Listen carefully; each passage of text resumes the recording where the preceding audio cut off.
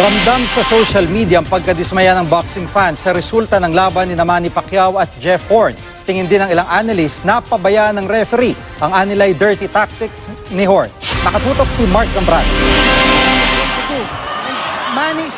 Gaya ng fight statistics sa inilabas ng CompuBox, tingin ng ilang boxing analyst, mas marami talagang suntok si Manny Pacquiao na tumama kay Jeff Horn.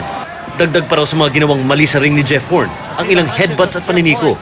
Halimbawa raw dito ang nangyari sa round 6 at 7. Hindi man lang nabigyan ng warning si Horn, hindi nabigyan ng point deduction. Maraming nagtatanong, accidental headbutt ba yun? Alam mo, sa ginagawa ni Horn, hindi ko masabing accidental yun.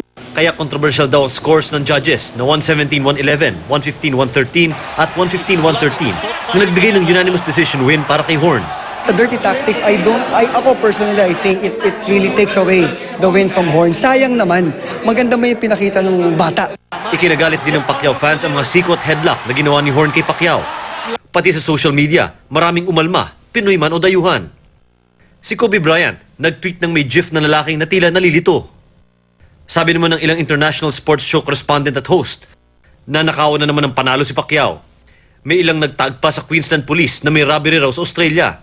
Sagot ng Queensland Police, ang susunod na magtatag sa kanila ng tweet tungkol sa robbery joke, aarestuhin na. Ayon naman sa combat sports reporter na si Kevin Aioli, kung nanalo si Pacquiao sa 12th round, baka draw pa ang resulta. Pero ayon na mismo kay Pacquiao, maaring nagkulang lang ang kanyang strategy kontra kay Horn. Mula dito sa Brisbane, Australia, Mark Zambrano, nakatutok, 24 oras.